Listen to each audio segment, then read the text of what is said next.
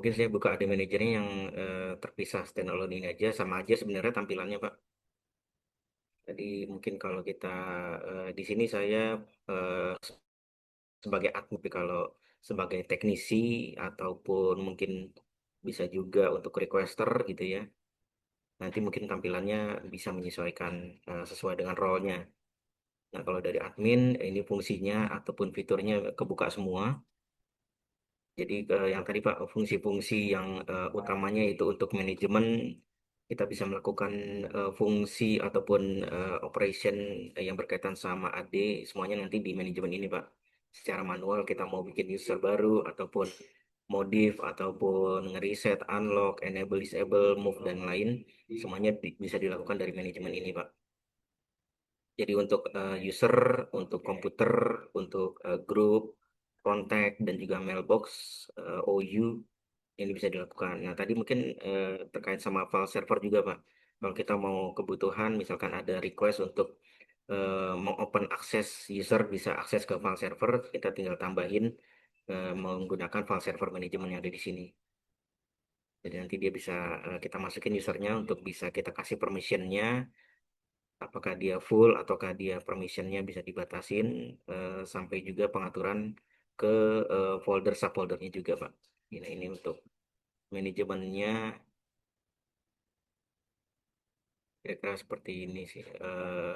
Sampai ke GPO dan juga migrasi. Kalau ini sih mungkin konteksnya kalau misalkan kita punya dua domain mau migrasi user antar domain seperti itu Pak. Nah, untuk reportingnya juga sudah disediain, jadi sudah cukup lengkap kebutuhan report yang kita sediain.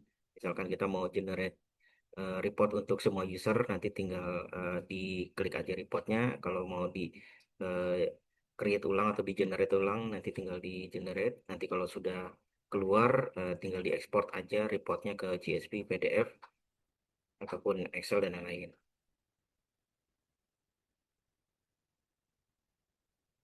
Nah, jadi tadi Pak, dari report juga kita bisa melakukan action. Jadi misalkan dari report user ini kita mau enable, disable, reset password dan lain-lain, kita sudah sediakan shortcut untuk action. Jadi kita nggak perlu bolak-balik ke manajemen.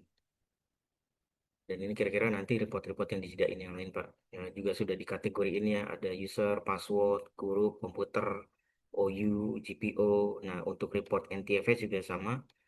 Dia kita bisa keluarin informasi permission yang ada di satu folder. Jadi kita sudah kasih permission ke siapa aja nanti bisa dikeluarkan dalam bentuk report seperti ini sih Pak.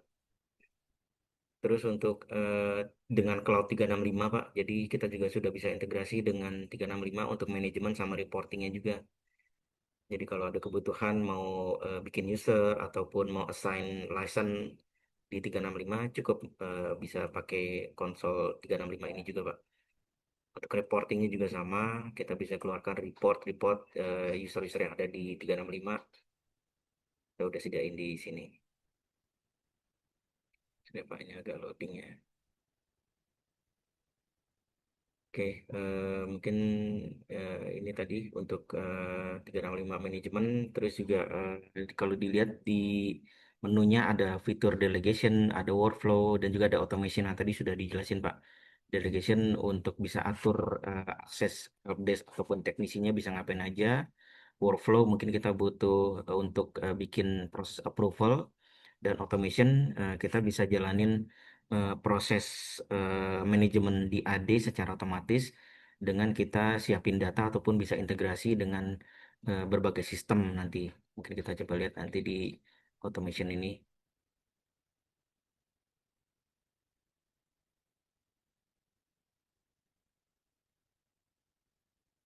Ya, ini sih Pak, kalau kita mau integrasiin ada cukup banyak yang bisa kita integrasi nanti untuk fungsi automationnya.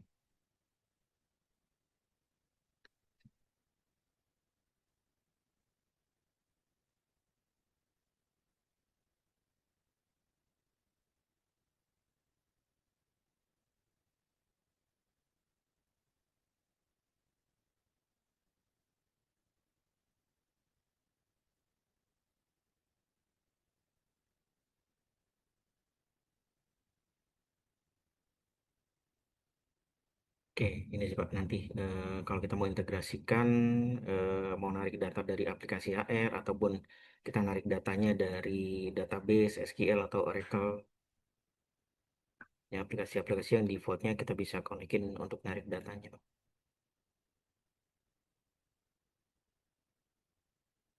Oke, ini sih kira-kira untuk AD manajernya Pak.